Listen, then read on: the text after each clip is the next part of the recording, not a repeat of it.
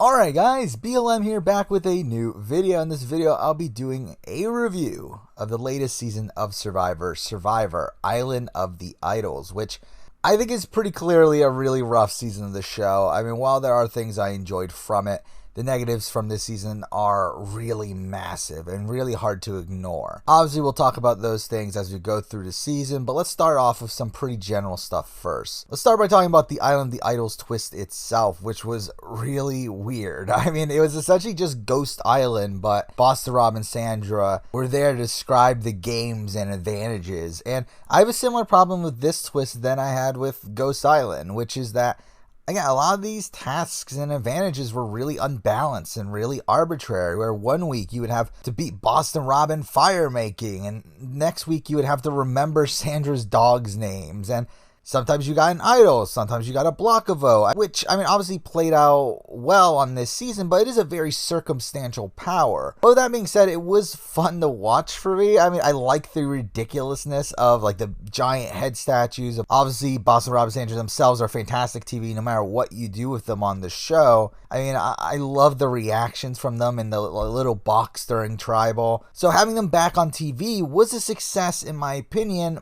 but I feel like Survivor just didn't know what to really do with them. I don't mind the actual concept itself, I just feel like the execution was very flawed, where it felt like it was just there just to have a namesake for the season, having to shoehorn in this arbitrary lesson that production probably picked out for them. Now for the cast, which I really liked in the preseason, as I felt like it was filled with gamers and a wide range of personalities, and in execution it was kind of that. I mean, they were fine. I mean, not the best cast Survivor's ever had, but not the worst either. I mean, there's obviously one massive downer here, but outside of him, considering this was the first cast put together since Lynn Spillman was fired, I think Jeff did a pretty good job here casting good storytellers and people that would play the game really hard. And I think the edit did its best to showcase its cast as much as possible, with IOI pretty much being a character piece for every person that went there. I just feel like editing wise, this season was handled a lot better than something like a Ghost Island, where during Ghost Island we only got to know like 6 people probably out of the 20-person cast. So while IOI did take up time during the episodes, I didn't feel like it was any more than a normal reward challenge. And I felt like it gave us a lot of character moments that were more interesting to me than a normal reward challenge. Now it's time to go through the season, episode by episode, starting with the premiere, which was a pretty solid start to the season. I mean, similar to the premiere of David vs. Goliath, I think having a 90-minute premiere allows for a pretty solid introduction to a lot of characters. People like Elizabeth and Elaine had really massive edits here. I mean, the Island of the Idols was really fun here to see Boston Rob berate Elizabeth after the fire making challenge. Jason got the typical like nerd who looks for an idol treatment, but it was also the start of his relationship with Nora, which was a really fun thing to watch during this pre-swap area of the game. We also got the start of this women's alliance that, I mean, it really went nowhere, but it did get Ronnie booted. And I liked Ronnie in the preseason. I mean, Ronnie did have a pretty quiet premiere. I mean, we got enough to know why he was booted and that he was a really strategic thinker, but he was also shown to be pretty overconfident. And really, in the grand scheme of things, I don't think we lost that much by losing him this early on in the season. Episode 2 is a pretty strong episode as well, where Kelly went to IOI and we had the ridiculous quiz. We get her hiding the idol in her hair, which a lot of people made a really big deal about. I mean, for me, it's just like, whatever. Jason and Nora were really fun to watch during this episode, where watching them scramble and their reaction to them being safe was really funny to watch. I really love this Molly blindside. I've watched this numerous times, and the music is so perfect here. The reactions from Molly and Boston Rob and Sandra were fantastic. I really love this tribal, and I was okay with losing Molly. I mean, I found Molly to be pretty boring in the preseason, and she was pretty much exactly what I thought she would be on this show. I mean, she was a competent player that got a bit cocky and was too blatant with her alliances. I mean, overall, she was just fine. She was there.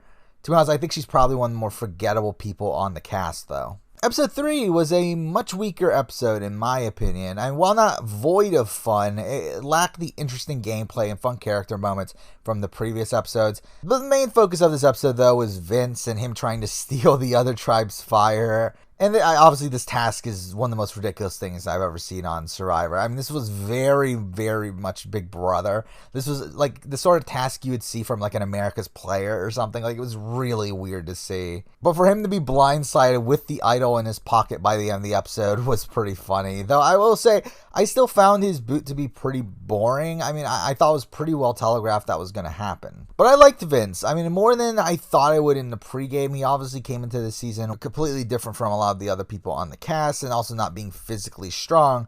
But he simply wasn't good enough at the game to overcome that. Though I do think he was a really fun character at points, and obviously this final episode here was really focused around him. I do think he got a pretty fun edit despite being only the third boot of the season. Episode 4 was a pretty strong episode as well. Probably one of the better episodes of the season overall. I mean, definitely the best ones so far, where we got some fantastic character moments from Nora with her stuff on IOI and at the immunity challenge. I mean, that was probably one of the funniest scenes in Survivor in years. But along with that, we also got the Chelsea blindside, which really seemed crazy, with the Women's Alliance being such a prominent storyline during those first 3 episodes of the season. Just for everyone in this episode to target Karishma, until Aaron and Missy obviously decided that Dean and Chelsea are too close and decide to blindside them for, in my opinion, almost no reason. And this was way too early for a move like that. And for some reason, Elizabeth and Elaine decide to stop the Dean blindside, but go along with the Chelsea blindside. I mean, that seems really strange based on the stuff that we've been told throughout the season of this Women's Alliance. But again, Chelsea goes home. But I was sad to see Chelsea go. I really liked her in the preseason, but I feel like her edit was just so inconsequential. Yes, she started a fire, and yes, she found an idol, but I feel like those moments were shown on the show just because they had to show them. Like, it didn't feel like they actually meant anything in the grand scheme of this season, and obviously that was correct. But I was surprised to see her go home so early. I did think she had a lot of potential in the game. I expected her to be like an early merge boot, but to see her go out 4th, I thought was pretty disappointing. Episode 5 sucked. I mean, I think this is pretty clearly the worst episode of the pre-merge. I just found the episode pretty boring all around. I mean, we did have the Detective Dean stuff at the very beginning of the episode, which was pretty fun. And the Applebee's reward was really unintentionally funny. We got the tribe swap with the new Lyro being a pretty boring dynamic of just, again, blatantly having a Vokai majority, and the new Vokai having a really interesting 4-4 split. Of course, the new Lyro is the tribe that loses the challenge, and the boot was really boring. So we do lose Tom Laidlaw here, and for me, Tom was just there. I mean, I really like Tom. I think he's someone that seems like he could be a massive character if he was important to the overall narrative, but obviously he just wasn't important to the story this season, and because of that, we weren't really shown the full character that he could have been. So while I didn't like episode 5, episode 6 was a really great rebound episode, where I did find the first half of the episode to be relatively slow, but once Elaine gets the block a vote, and with this 4-4 split on the new Vokai being one of the few scenarios where this advantage is actually useful, I really loved everything from this point on. The editing was really fantastic, where the edit gave the tribal a few outs, where there could have been a very straightforward 4-3 vote with the old Lyro now having the majority, which is what it ended up being. But I think they also did a good job of showing Aaron as someone who was still willing to waver over what to do, though the decision here for him was probably pretty apparent.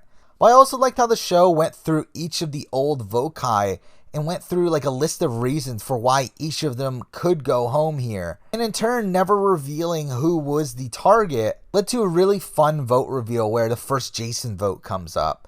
And I thought the entire tribal as a whole was really fantastic as well, where just Elaine pulls out the advantage and each of the Vokais get their moment of saying what going home would mean to them. And we get to the vote, and I was pretty blown away when the first Jason vote comes up. I mean, with them taking away Jason's vote, I didn't think they would put the votes on him as well. I remember when I was watching this live, I remember like Lauren was crying and everything, and they really showed that a lot. And I was thinking, well, that's obviously a red herring. Like, no way Lauren's going home now. So I was thinking, is this a Tommy blindside? Is Tommy going home? And to be honest, it would have been an all-time great tribal if Tommy gets blindsided here. I feel like, while obviously he would have been screwed over by a twist, I do think it would have been fantastic TV. Probably one of my favorites since the John Hennigan blindside, but I mean, Jason goes home. And he was my winner pick. And to be honest, even at this point in the season, I was still pretty confident about him having a chance at winning despite him having a really rough start. I mean, he did recover pretty well, and I was thinking he might have a Nick Wilson-esque trajectory in the season. Even though, to be fair, I mean, edit-wise, he didn't have the personal content that Nick had, and because I don't feel like it was as likely, but I was still really surprised to see him go home this early. And I really like Jason. I mean, he was fine on the show. He had consistent screen time, and I thought he seemed to have a pretty good game sense and also seemed to be a decent enough character. Is he someone that I need to see return on another season? Not really, but he is someone that I wouldn't mind if he did return. Episode 7 was a pretty great episode as well, where I did find the new Lyro to be a relatively boring group, where it seemed like they were going to stick together, and if they didn't, then obviously a Jamal blindside was up for grabs, but even then, I didn't find that particularly fun. And it looked like this episode was shaping up to be that boring boot I was expecting, where Dean became the really obvious boot here, and it looked like he was going home, until Kelly saves the day, where she pulls off a very impressive move here, at least conceptually. Obviously, she doesn't pull it off flawlessly, but with this being the last time that she can play her idol that she got from IOI, and her having a relationship with Dean, she decides to hand her idol over to Dean, which, I mean, by the way, the moment in the confessional where we see Kelly's wheels turning and we have that moment of silence as she figures it out, I thought that was a really great moment on the show as well. But after handing the idol to Dean, she later gets Nora to vote for Jack as a precaution if Dean was lying to her. But we get Kelly voting for Dean to cover her tracks, which was all, again, fantastic to watch. Now again, like, does it leave a lot of room for her to get caught? Yes, it does. But I thought it was fantastic to watch. I thought it was a very innovative move, and one that, if executed better, I do think would have been a masterful move, especially if it was in the end game. I feel like happening this early in the game, during the pre-merge of the game, that it's kind of too early. But if this was the final 6, final 7 of the game, I thought this would have been a masterful move. But during this trial, when Dean plays his idol, we also have Jamal wasting his, where he decides to play it on Nora, which was a fun moment. And at this point, I was actually thinking Jamal was going home. I thought this made a Jamal boot pretty fun, where I was thinking it was going to be Dean obviously plays the idol successfully, nullifies all his votes, then Jamal wastes his idol on Nora only to be taken out himself. I thought that would have been a fantastic Survivor moment, but it wasn't to be. They blindside Jack instead, which was very surprising to me, as I felt like his relationship with Tommy was actually going to go somewhere, but it didn't. And because of that, at this point, I felt pretty confident that Tommy was at least getting to the end of the game. But I was surprised at one thing here, and that was that Jack was the first member of the jury, which I never liked it when pre-merged players got to be on the jury, and I don't like it here. Obviously, Jack never met people like Elizabeth and Missy and Aaron during the game, or Elaine. And considering Boss Rob and Sandra don't join the jury, I don't understand what the point of having Jack as a juror was. But I haven't talked about Jack, and I don't have much to say about Jack. I mean, he was kind of nothing on the show. I do think his edit started off pretty strong, where I think he could have had a winner's edit, where he had a decent enough premiere. He got shielded during the Molly boot, but I mean, overall, his edit was just nothing. There's nothing about him in terms of a character. There was nothing about him in terms of his gameplay. I mean, I just found him kind of boring, so I wasn't upset seeing him leave. But then we get to the merge, where we get a very difficult episode to talk about, and I mean, I've yet to talk about all of the social issues that this season had brought up, like the Jack and Jamal conversation and the discussion about female alliances at Tribal. But Dan's, I guess, handsiness, you can call it, becomes such a prominent storyline here that it does affect how I look at the season. And it does affect the gameplay, obviously, where he becomes a target due to this. And I mean, just as a whole, I really don't know how to feel about this, where I am someone that very much values the strategy of Survivor, the gameplay of Survivor. With this Dan stuff, I mean, it's like, this is kind of more in the disgusting sort of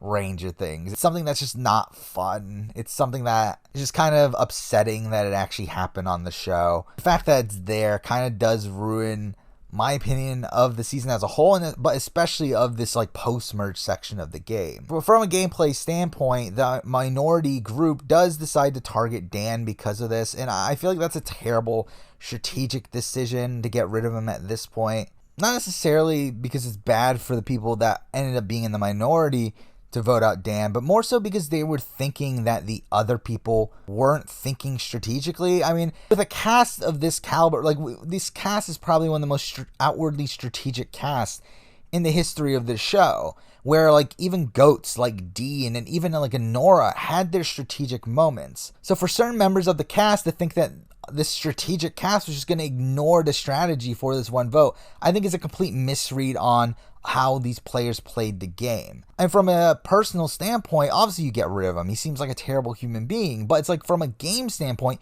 he's the perfect goat to take to the end. So strictly from a game standpoint, I do think it was a misstep to even target him in the first place. But obviously all of this culminates in them blindsiding Kelly in this episode right after we see her crying about Dan's situation, how it's hard to reconcile game and the personal stuff, and to see her get blindsided here, especially after she finds 2 idols in this episode, was pretty hard to watch. And it's a shame that it was so, because this should have been a massive blindside, a fun blindside. Someone got blindsided with 2 idols in their pocket. I mean, this hasn't happened since James, and it's like the fact that a moment like that gets ruined because of all this Dan stuff is a shame in my opinion. But I liked Kelly. I mean, Kelly was someone that had a lot of fun sound bites. She was someone that played really hard. I mean, she had 3 idols over the course of this entire season, and she was the first boot at the merge. I mean, that's very impressive. She made that really ballsy move in the previous round, but I do think she made herself too blatant of a threat.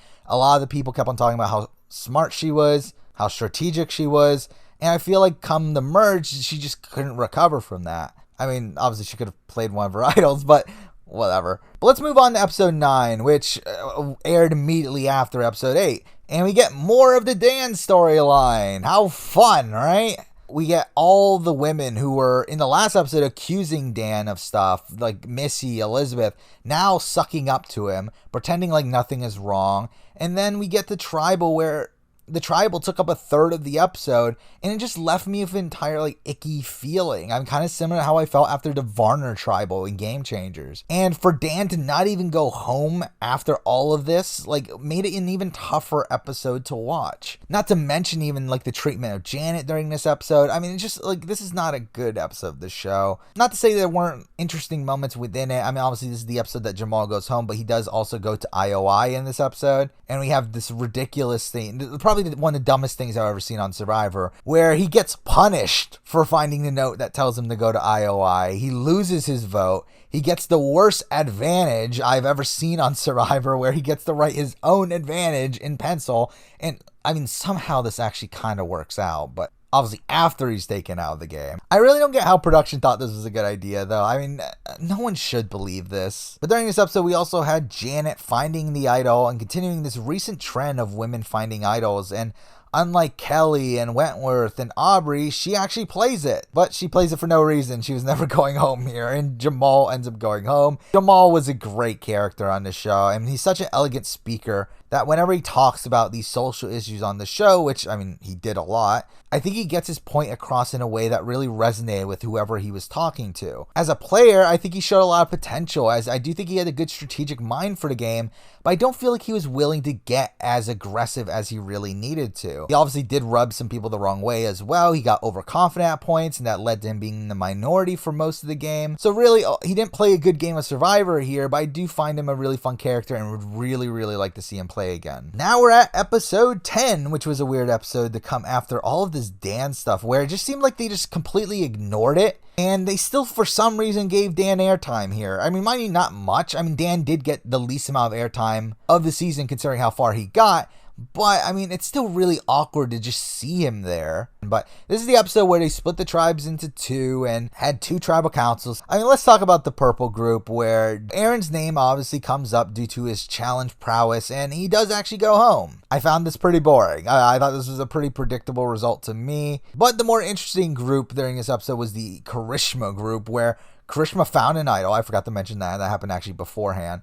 But whatever. So Karishma is the target, but Missy finally decides to target Tommy, which leads to Tommy obviously targeting Missy. And Karishma somehow becomes the swing vote here and decides to vote out Missy, which I do think is the wrong move. I mean, Karishma never really had a shot to win the game anyway, but I do think her siding with Missy would have at least given her a shot of making the final 3. While obviously with her siding with Tommy, she ends up in the minority immediately afterwards. I also feel like this was the wrong move for Elaine as well, where Elaine for some reason sides with Tommy. This was the perfect opportunity to get rid of Tommy, someone who was very clearly in the center of things. For you not to take that shot while all of his allies are on the other side, I do think is a massive mistake. I mean, Elaine keeps on talking about how, she was scared of Missy, but Missy was someone that didn't have the majority. I mean, she had Elizabeth and she had Aaron, but there was no way that the Vokai people were just going to let Missy in that group just dominate the game. So I do think it was the wrong move for Elaine as well. But I do think we got a really fun exit from Missy where she takes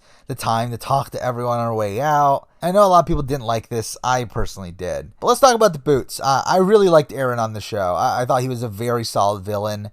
Obviously, he said some dumb things at the Jamal tribal, but outside of that, I do think he brought some pretty decent TV, particularly at the Jason vote, and I wouldn't mind seeing him again, even though, to be honest, he'll probably never win the game, because I feel like he's too outwardly a strategic and physical threat, but I think he was fun on the season. And now for Missy, and again, I liked Missy up until the merge episode. But even then, I do understand the rationale for her decisions that she made. I mean, she is a really strong, aggressive player. That got way too cocky at points, but I still think she had a lot of potential as a Survivor player, even though she might be too cold-blooded for her own good. I think she's one of the most complex Survivor characters we've probably ever had. So despite all of the controversy around her and how she used the Dan stuff as strategy, I still would like to see her play again, as I feel like she's a very aggressive player and someone that's always going to play hard no matter what season she's on. Now for episode 11, which was okay. I mean, it had some fun moments in it. I mean, it focused a lot on Lauren and her task from IOI, which was a fun one. I mean, where she and Tommy were trying to get everyone to drop out of the challenge for food. And to see the editing where we're being shown everyone talking about how excited they are for bacon and pancakes. It was a fun part of the episode. The Dean stuff with the goat army was also in this episode. But we also get him creating the fake legacy advantage, which is again completely ridiculous, but I do think it's actually an underrated move. I think if that legacy advantage had turned out to be real, this is a masterful move. I mean, this is a really innovative move to make a fake advantage, play that fake advantage while also keeping the real one. Obviously, it wasn't real, but obviously he didn't know that. We also get Nora looking into Krishna's bag this episode, which was really funny, as I'm still not even sure. Did she find Krishna's idol? Well, it doesn't matter, whatever. Krishna plays her idol this episode anyway, which you would think, oh my god, she played her idol correctly, cool, but it's like she put her vote on Janet. It's like, what are we doing? And obviously they end up splitting the vote kind of as well, where Dan puts his vote on Elizabeth. We get a tie. Elizabeth goes home. I really don't get why Krishna just didn't try to team up with Elizabeth, and through their 2 votes alone, they would have had enough votes to take out like a Tommy or a Lauren, but whatever, I guess. I also find it strange that Lauren decided to waste her idol here. Not necessarily as a game move. I think it was the right move. At that point, you don't know what's going to happen. I mean, Lauren should play her idol at that point. I'm mostly talking from an editing standpoint, where we spent the entire first 2/3 of the episode being focused on Lauren getting this idol, just for it to have no effect by the end of the episode. Really weird storytelling there. But as I said, we lost Elizabeth here, and I mean, she was fine. I think she was a competent player. She seemed to be very good socially. She was just left with no real room to maneuver after losing both Aaron and Missy. She seemed to be a pretty strong player earlier on, but then became like a second fiddle to Missy. Personality-wise, I don't think she brought much to the table, especially after the premiere. And with her not showing up at the finale, I mean, it's probably more likely that we never see her again. Now for episode 12, which without Nora in the Whispering at Tribal, this would have been a pretty bad episode. I mean, we start off with the family visit. I never care for family visits, and this one was even weirder just because Dan was still there. But we do finally get the majority alliance being shown to us as Tommy, Lauren, Dan, and Janet. And they were really cocky in this episode, and it looked like they could have been overthrown at one point, where Nora decides to flip and Elaine finds an idol. But by the time of Tribal, I mean, Dean decides to side with Tommy, and I'm still unsure whether Nora flipped back already at that point or not. So because of that, we got a really boring Karishma vote. But again, it was a pretty fun tribal. I mean, Dean tells Tommy in the middle tribal that they're targeting him. That causes Tommy to go whisper to all of his allies, and eventually Nora gets word, and we get a whole bunch of craziness. But again, it was all for naught. Karishma goes home. Karishma is obviously a massive character on this season, with her hysterics and her being an underdog the entire way through. But to be honest, I did find her annoying a good chunk of the season, and she was a pretty terrible player on the season. Again, she's someone that has a strategic mind for the game. I do think in certain scenarios she could do well, but I feel like those scenarios aren't very likely. And while I'm sounding all negative here, I do think she was a fun character at points in the season. She had one of the clearest narratives throughout the entire season.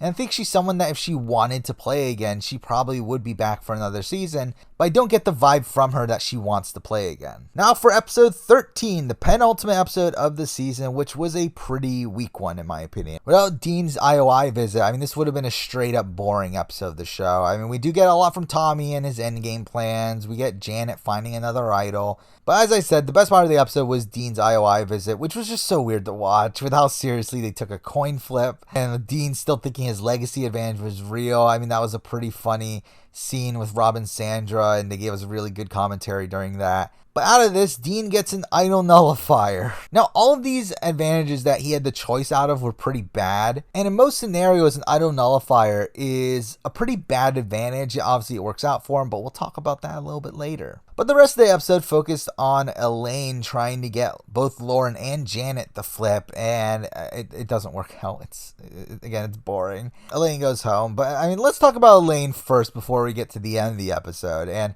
Elaine was fun on this season. It was clear she wasn't winning due to her edit. She got a very inconsistent edit, but she was really fun with her one-liners and her interactions with Jeff.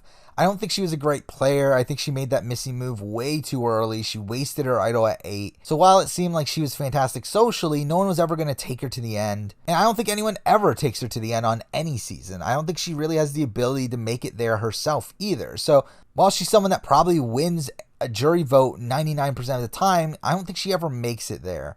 But she was a fun character, and she's someone that I do think we'll more than likely see play again. Now let's get on to the dance stuff. This was spoiled to have happened. I already knew it was coming. Now, I didn't know it was coming at the end of this episode. I actually thought it was coming at the beginning of the finale, but I was happy it was here. Just get rid of Dan. He just ruined the season. Just get rid of him. Obviously, he was barely on the show anyway. They minimalized his edit, I'm sure, because of that. But I do think this is obviously a major lesson for production. Hopefully they learn from this in the future. Obviously, we do know that they got these new regulations that they put in place. We know that the Survivor 40 people got talking to beforehand about these situations. But again, this Stan stuff really does sour my opinion on the season, even though I do think this was still pretty mediocre post-merge without him. But now let's move on to the finale, which started off with a really weird send-off for Boston Rob and Sandra. We get everyone moving to IOI to live there for the rest of the season, and to see everyone live in this really massive big shelter, it's really weird. But this was the setting for a really fun idol hunt where Tommy figures out some clues on the new buffs and enlists Dean to help him out, and we get a lot of fun back and forth where Tommy is talking about how lazy Dean is, and then we have Dean find the idol, and after that he wins immunity. So essentially he has an idol, the immunity necklace, and an idol nullifier coming into this final 5 round. And for me it was very clear that Janet was going to be idol nullified out of the game, and that's what happens. We lost Janet, but not before Janet told Tommy to put all the votes on her so she can successfully play the idol on herself, which I found funny. And again, as I mentioned, I just find the idol nullifier to be bad TV. It just gives more power to the majority and stops a successful idol play, which is usually fun to watch. And I thought the exact same way when it happened to Dan in David vs. Goliath. Even though from a game standpoint, I actually don't mind it, as it stops someone from being able to idol their way to the end of the game. Obviously it stops a Ben Driebergen from winning that season. I feel like having it at the final 5 is actually kind of a perfect spot to have it, especially now in Survivor where we're at the point where there are no voting rounds where idols aren't able to be used. I feel like idol nullifiers allow to keep the integrity of the game, at least at some point. I know a lot of people are upset that this happened to Janet, but I don't personally mind it. If Janet had won this season after playing an idol at 5 and then winning the Fire 4 Fire Making Challenge, I would consider that a pretty terrible winning game, and not one that dissimilar from a Ben or a Mike winning the game. But Janet was obviously a fan favorite on the season, definitely someone that seemed like a fantastic human being, and seemed to have a lot of social acumen in the game as well, as she was able to scramble out of the minority at the beginning of the merge. But I do think she was strategically aloof for a good chunk of the game, and while she probably wins if she gets to the end, I thought it was pretty clear that she was never going to get there, with her being so open about how good good she was at fire making. And again, she seems like a great person, someone that's more than likely going to play again, but again, she's not a good player. Now for the final four, we had the return of the HHH Final Immunity Challenge, which I do think is pretty riveting TV for a Final Immunity Challenge, though this one wasn't nearly as strong as that one. We do have Nora winning it, and we get a lot of fun Nora moments because of it. Specifically that moment where she's telling the others her plans. But I did find it impressive that Tommy was actually able to convince Nora that he was, again, terrible at fire making, and convinced Nora to take him to the end of the game. And we did get a pretty fun fight between Lauren and Nora here as well. But we get to the fire making challenge where Dean faces off against Lauren, and obviously Dean wins. I felt like this was pretty predictable. We already had foreshadowing earlier on in the season that Lauren wasn't good at fire making. And considering the spoiler that came out earlier, I felt like it was pretty clear that Lauren was going to end up being the 4th place finisher. So I wasn't surprised to see her go, and I really liked Lauren. I mean, her and Tommy pretty much dominated a good chunk of the game, and while I do think Tommy outplayed her here at the end, I do think she is a great player, probably the 2nd best player of the season, even though she was probably going to be voted out even without the fire making challenge existing. However, as a character, I think there's a great character within her, and I think we saw that in the preseason. I think we saw that in the Ponderosa videos. But I think within the season itself, I don't feel like we really saw that. Outside of her IOI task and her fight with Nora right here at the end, I struggle to think of any good character moments from her. But I would still like to see her play again, and I do think it is somewhat likely. Now for the final 3, where we did get a fun scene before Tribal where Tommy helps Nora bash Dean's game, which again is another great subtle move from Tommy. But we get to final Tribal, which was really fun. I mean, to see Tommy and Dean argue over the merits of a social game versus a physical and advantage-based game, and then the arguing in the rain where Dean gets caught contradicting himself was pretty fun to watch as well. But overall, I felt like both Tommy and Dean performed pretty well here. But we get to the votes, and obviously Tommy wins as predicted. I mean, that was a major flaw of the season for me. As I mentioned, Tommy's win was just so well telegraphed, and he was edited in such a boring fashion that there was no suspense here for me, especially during this entire post-merge. I really like Tommy. I feel like he's someone that is a massive fan of the show, and someone that I was really happy for that he won. But I feel like for the show to keep on talking about all these strong women, and then having Rob and Sandra say that, oh, a woman's definitely going to win this season, and then after coming off of a string of 4 straight male winners, and for Tommy to be the 5th here, which is breaking a record, it was just really weird for them to make that women power sort of thing a focal point of this season. But now let's talk about the final 3, starting off with Nora, who is probably one of the best characters in recent history. I mean, her frantic energy and lack of social awareness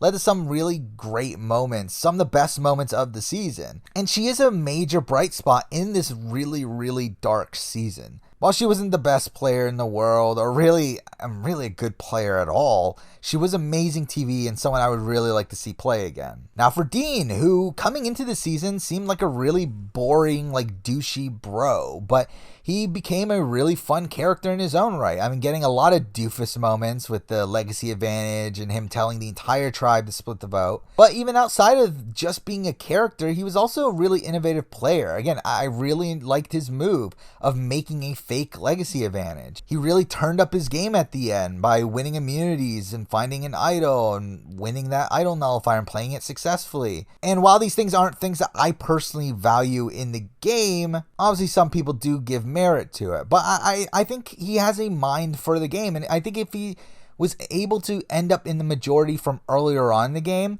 I do think he could play a very impressive game in the future if he were to ever return. Now for the winner, Tommy. And as a character, Tommy was boring. I've already talked about that. But as a player, Tommy is without a doubt a top tier winner of the show for me. I mean, let's start at the beginning of his game, where he was very clearly in a strong position, being in the middle of everything, where we saw that he had great relationships with the Jack, Jamal, and Molly side of things, but also had connections with Lauren and Kelly and Janet. And while he was the last one to get on board with the Molly blind side, we did see some people talk about how they were unwilling to execute it without Tommy's permission. We then get to the swap, where we again see Tommy making relationships with Aaron, and that would have given him the majority if it wasn't for Elaine getting the block a vote. And while he does end up in the minority after that tribal, again, that was due to an advantage, so you can't really flaw him too much for that. But once we get to the merge, we see again that he is in the middle of things. He's the one to bring up targeting Kelly and successfully keeps that majority together until the split tribal, where again he is in danger, but again due to the twist. And he should have been dead to rights. He was in a 5-person group where the other 4 were former Lyro members. He should have gone home there. But again, partially due to his social game and also partially due to the poor gameplay from Missy, he does survive that vote.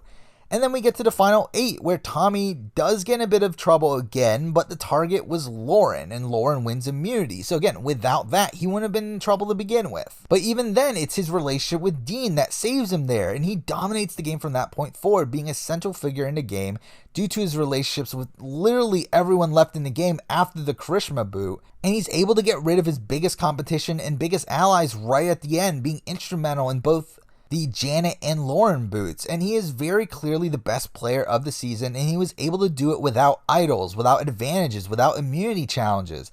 I find his win extremely impressive and is up there with some of the all-time greats. Now, where does he rank? I don't know yet. I need time to settle.